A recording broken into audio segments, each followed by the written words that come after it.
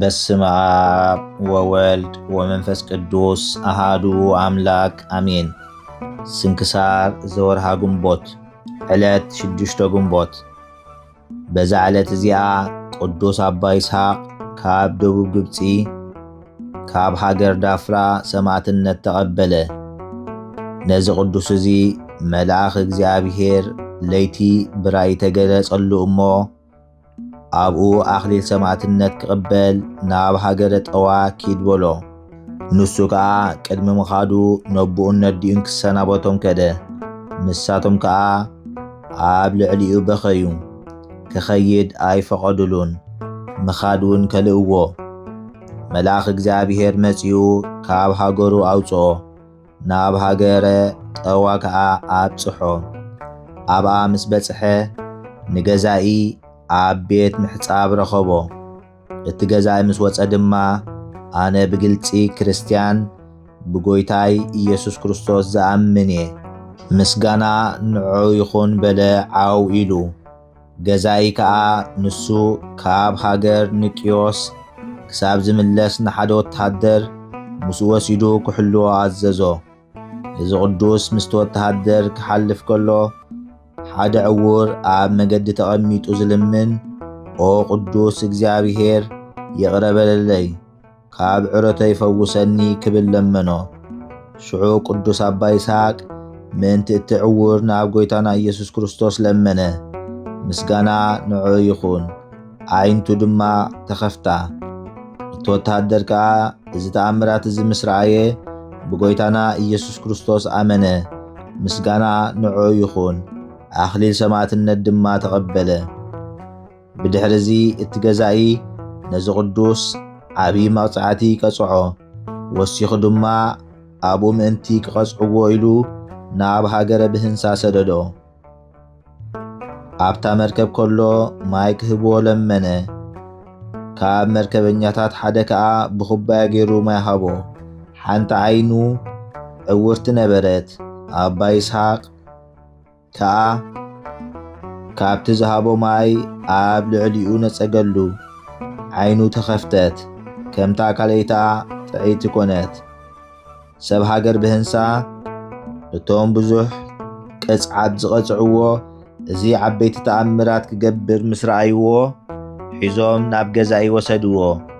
ወይ ክትሰዶ ወይ ከዓ ክትቀትሎ እዚ ሰብኣይ እንሆ በልዎ። ሽዑ እቲ ገዛኢ ርእሱ ብሰይፊ ክቖርጽዎ ኣዘዘ። ቅድስቲ ርእሱ ብሰይፊ ቆሪጾም ናይ መንግሥተ ሰማያት ኣኽሊል ሰማዕትነት ተቐበለ። ምእመናን ሰባት ኣብኡ ነበሩ። ንስጋኡ ወሲዶም ኣብ መንኰርኰር ጽዒኖም ብኣብዑር ስሒቦም ከዓ ናብ ሃገረ ዳፍራ ኣብጽሕዎ። ነቲ ባሕሪ እተሳገሮም መርከብ ምስ ሰኣኑ ነዚ ስጋ ቅዱስ ይስሐቅ ባዕሎም ተሸኪሞም ነቲ ባሕሪ ተሳገርዎ። እዞም ምእመናን ናብ ቤቱ ኣብጽሕዎ። ነታ ገዝኡ ኣፍሪሶም ኣብኣ ብስሙ ቤተ ክርስቲያን ሃነጹ። ስጋኡ ድማ ኣብኣ ኣንበርዋ። ካብኡ ከዓ ብዙሓት ተኣምራትን መንክራትን ተረኣዩ። በረኸቱ ምሳና ይትኹን ንዘለዓለም ዓለም ኣሜን። ሰላም ለይስሐቅ በትዕግሥተ ሕማም ዘተሃየለ ቀኖተ ሐጺን ርሱን ኣመ ውስተ እዝኑ ተተክለ ኢተግህሰ ዓዲ ወይተኣንተለ ድኅረ በመይጥባይት ኣጽፋረ ኢደሁ ተነቅለ እንዘ ይወድዩ በቁስሉ ግንፋለ። ሰላም ንይስሐቅ ብትዕግሥቲ ሕማም ዝተሓየለ መሳምር ሐጺን ርሱን ኣብ እዝኑ ምስ ተተኽለ ኣይተኣልየን ካብ ዘለዎ ድሕርሕር ኣይበለ። ኣጽፋር ኢድውን ብብልሒ ክራሩ እናተነቕለ ኣብ ኣቕሰሉ ኣተውሉ ዝጐድኦ ገፈለ። በዛ ዕለት እዚኣ ክቡርን ቅዱስን ኣቦ መቃርስ ናይ እስክንድርያ ካህን ዓረፈ። እዚ ቅዱስ እዚ ብዘመን መንፈሳዊ ኣቦኡ ኣባ መቃርስ ዓብይ ናይ ገዳም አስቄጥስ ኣቦ ነበረ። ብዙሕ ትሩፋት ከዓ ገበረ። ብዛዕባኡ ዝተባህለ ኣሎ፣ ሓንቲ ቃርማ ነኸሰቶ ቀቲልዋ ብዛዕባ ተጣዒሱ ብምቕታላ ሓዘነ። ናብ ሩባ ወሪዱ ናብ በረኻ ብዙሓት ቃርማታት ዘለውኦ ስጋኡ ነቶም ቃርማታት ቀሊዑ 6 ወርሒ ተቐመጠ። ስጋኡ ክሳብ ዝመጡግ ብድሕሪኡ ናብ በዓቱ ተመልሰ እሞ ንሱ መቃርስ ከም ዝኾነ ዋላ ሓደ ኣይፈለጦን ኣየለለይዎን። ሓደ መዓልቲ 5 መዓልትን 5 ለይትን ንኽጽሊ ደው በለ። ሰይጣውንቲ ክሳብ ዝቃጸሉ ልቡ ኣብ ሰማይ ነበረ። እዛ ድኻም እዚኣ ካብቲ ዝገበሮ ኩሉ ትርፋት ዝዓበየት እያ በሉ።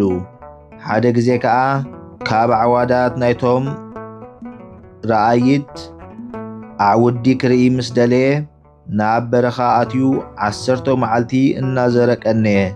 ምስኡ ከዓ ኣብ መገዲ ክምለስ ከሎ መገዱ ከይስሕት ወይ ከይጠፊ ኢሉ ተኺልዎም ዝኸይድ ኣባትር ነበርዎ። ምስ ደኸመ ክዕርፍ ኢሉ ኣብ ምድሪ ደቀሰ። ሰይጣን ከዓ ነቶም ዝተኸሎም ኣባትር ቦንቂሱ ኣሲሩ ደቂሱ ከሎ ኣብ ልዕሊ ርእሱ እዚ ቅዱስ ኣንበሮም። ኣባ መቃርስ ድማ ተበራበረ። ነቶም ኣባትር እንተረኣዮም ይስእኖም እሞ ተደነቐ። ከምዚ ዝብል ቃል ከዓ ሰምዐ። ኦ መቃርስ ሃይማኖት እንተለካ ኣይትጠራጠር፣ ብኣብታር ከዓ ኣይትወከል። እንታይ ደኣ እመን። ከምቲ ዓንዲ ብርሃን ንደቂ እስራኤል ኣብ በረኻ ዝመርሖም ዝነበረ ንሱ ክመርሐካ ይበሎ። ነቲ ዓንዲ ምስ ረኣየ ተመልሰ። ኣብ መገዲ ከሎ ማይ ጸምአ። እግዚኣብሔር ከዓ ካብተን ናይ በረኻ ኣሓውቲ ሓንቲ ላሕሚ ለኣኸሉ። ካብ ጸባኣ ሰትዩ ጸገበ፣ ጠለለውን። ናብ በዓቱ ከዓ በጽሐ። ሓደ መዓልቲ ዝብኢ ናብኡ መጸት፣ ብኽዳኑ ሒዛ ሰሓበቶ። ንሱውን ክሳብ በዓታ ሰዓባ።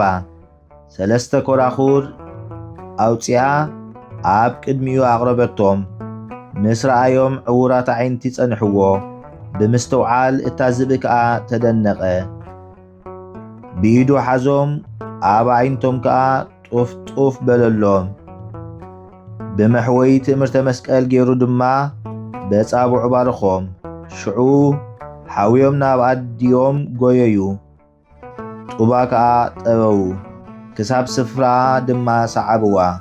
ድሕሪዚ እታ ዝብኢ ናብ ቅዱስ መቃርስ ተመሊሳ ቆርበት በጊዕ ሓበቶ። ንሱ ከዓ ምስኡ ኣቐመጦ። ክሳብ ግዜ ዕረፍቱ ከዓ ይድቅሰሉ ነበረ። ሓደ መዓልቲ ከዓ ክዳኑ ለዊጡ ንህዝባውያን መሲሉ ናብ ደብሪ ቅዱስ ኣባ ጳኩሚስ ከደ። 40 መዓልቲ ድማ ከይበልዐ ከይሰተየ ብዓብይ ጾም ቆይሙ ቀነየ። ኮፍ ከይበለ ሆሳዕና ክሰርሕ ቀነየ። እቶም መነኮሳት ከዓ ንኣባ ጳኩሚስ ነዚ ኣቦዚ ካባና ኣውፅኣዮ፣ ስጋ ዘይብሉ ሰብ ይበልዎ። ኣባ ጳኩሚስ ከዓ ግብሩ ንኽገልጸለይ ንጎይታይ ኢየሱስ ክርስቶስ ክሳብ ዝልምኖ ተዓገሱን ይበሎም። ብዛዕባኡ ናብ እግዚኣብሔር ምስ ለመነ ድማ ንሱ መቃርስ እስክንድራዊ ከም ዝኾነ ኣረድኦ። ሽዑ ኣባ ጳኩሚስ ምስ ኩሎም መነኮሳት ኮይኑ ናብኡ ከደ፣ ሰላም በልዎ። ካብኡ ከዓ ተባረኹ። ብኡ ከዓ ዓብይ ሓጎስ ተሓጐሱ። ምስኦም ናብ ቤተ መቕደስ ኣተውዎ። እቶም ኣብቲ ገዳም ብተግባሮም ኣብ ልዕሊ ብጾቶም ዝዕበዩ ዝነበሩ ናይ ዝቅዱስ ኣቦ ኣባ መቃርስ ጸጋ ምስ ረኣዩ ትሑታት ኮኑ። ብድሕሪዚ ናብ በዓቱ ናብ ገዳም ኣስቄጥስ ተመልሰ። ኣብ ልዕሊ ሃገር እስክንድርያ ዝናብ ምስ ተሳእነ ኣባ ጢሞቴዎስ ሊቀ ጳጳሳት ናብኡ ናብ ሃገረ እስክንድርያ ክመጽእ እሞ ምስኡ ናብ እግዚኣብሔር ክጽሊ ዝናብ ከውርድ ኣንበጣ ከጥፍ ኢሉ ልኡኻቱ ሰደደ።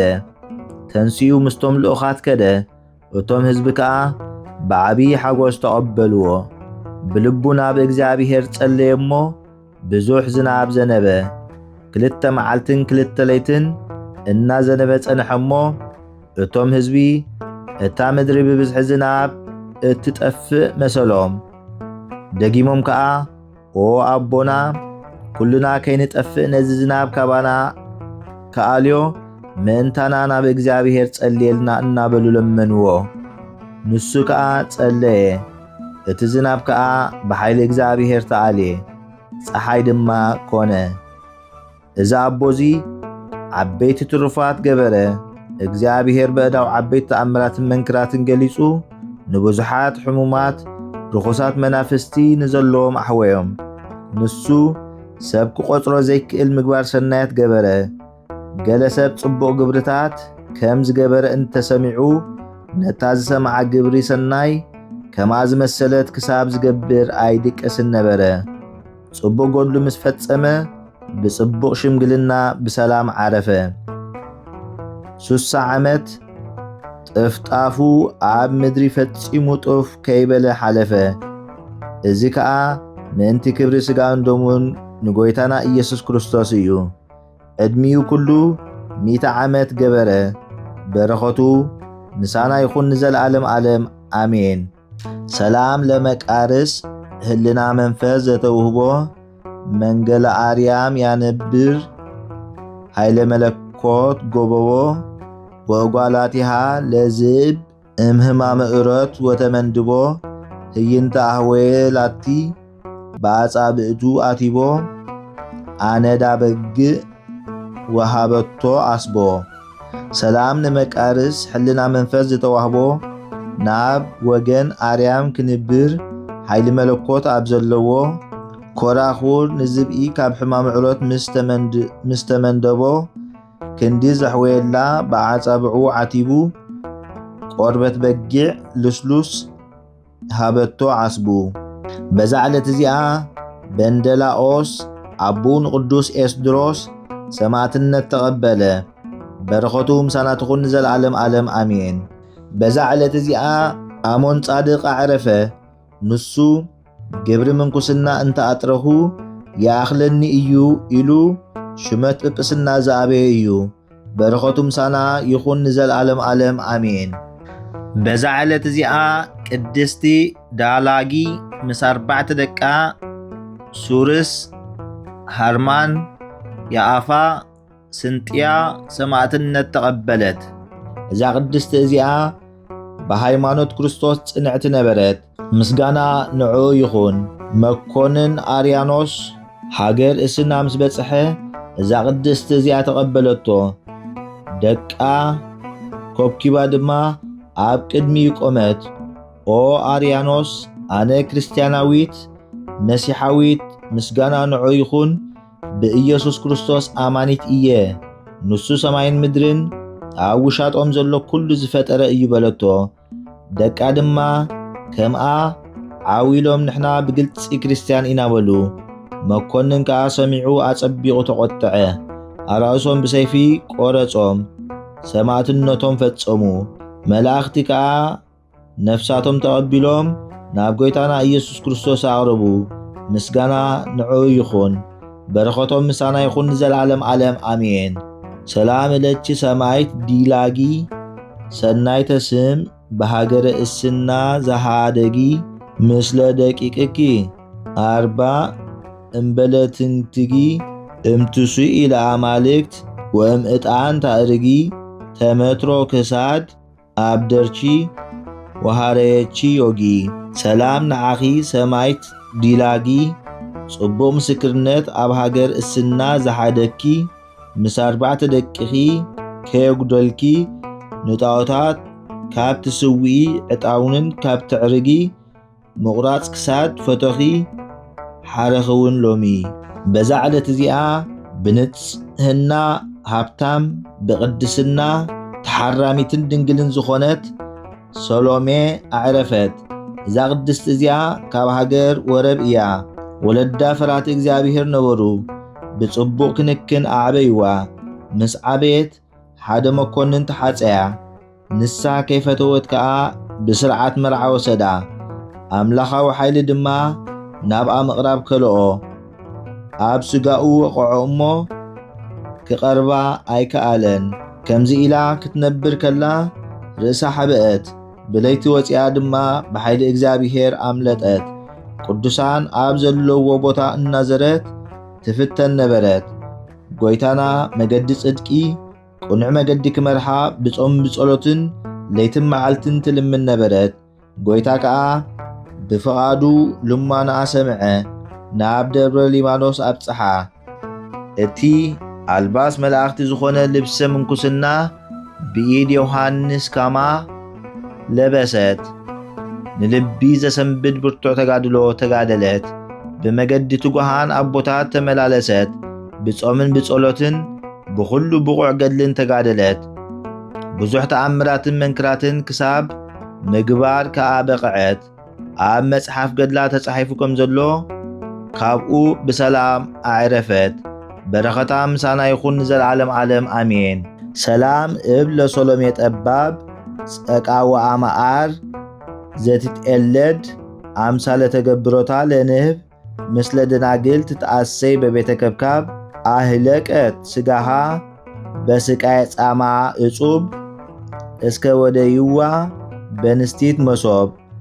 ሰላም እብል ንሰሎሜ መስተውዓሊት ጠባብ ወለላ መዓር ዝተዓቁረት በምሳል ስራሓ ንንህቢ ምስ ደናግል ክትቅበል ኣብ ቤተ ከብካብ ስጋኣ ኣድከመት ብስቃይ ድኻም ዕጹብ ክሳብ ዘእተውዋ ኣብ ንእሽቶ መሶብ። በዛ ዕለት እዚኣ ቅዱስ ኣቦ ዲዮናስዮስ ገድሉ ብኣፈ ስሕለት ዝፈጸመ ኣዕረፈ። እግዚአብሔር ብጸሎቱ ይምሓረና ንዘለዓለም ዓለም አሜን። ሰላም ለዲዮናስዮስ ለይስሐቅ ማእምሩ እስመ ተጸወወ በተአምሩ መኮንን ጠጋ ወተላጸቀ ምስለ መንበሩ ከመ ኢይሁር ለምሳሕ ሃበ ተነጽፈ ማሂደሩ እስከ በመጥባይት ፈጸማ ለበድሩ። ሰላም ንዲዮናስዮስ ንይስሐቅ ሓባሪኡ ዝተማረኸ ብተአምሩ መኮንን ጠበቐ ተላገበ ምስ መንበሩ ናብ ምሳሕ ክኸይድ ኣብ ዝተነጽፈ ማሕደሩ ክሳብ ብስሕለት ፈጸመ ንጉይኡ ንበድሩ። ሰላም ለልደትከ እምነ ህሪት ማሂፀን ዘየአውዳ መልአክ በሰይፈ እሳት ርሱን ሲኖዳ ርእሶሙ ለባህታውያን ከመገብረ እህወ እምከ አመለሊከ ሕፃን መልእልተ ድመሃየ ይምበር ኢደከ ዘይምን።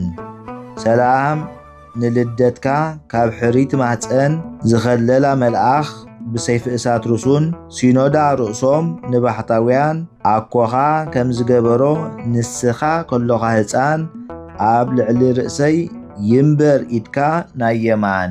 ዘቕረብክዎ ማህሌት ኣዘኻኺር ኣይላፍ ካብቶም ኣዘውቲሮም ዘገልግሉኻ ኩሉ ግዜ ብዘይ ምዕራፍ እንዳኸንብብ ተቐበል ናይ ድኽነተይ መጽሓፍ ዝገበርካ ጎይታ ናይታ መበለት መባእ ውኩፍ ካብ ዘእተውዎ ሃብታማት ናይ ሃብቶም ተረፍ።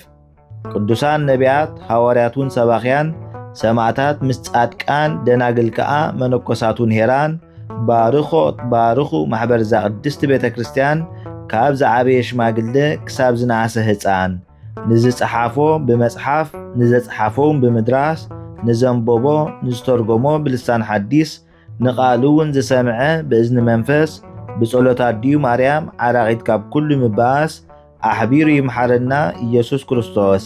ሰላም ንዓኹም ጻድቃን ምስ ሰማይት ዘዕረፍኩም በዝሎሚ ዕለት ንዓለም ዘሰነፍኩም ኢኹም ንስኻትኩም ብኩሉ ትዕግስት ኣብ ቅድሚ ፈጣሪ ለምኑ ብኩሉ ሰዓት ብዘይካ ንስሓ ንዓና ከይወስደና ሞት።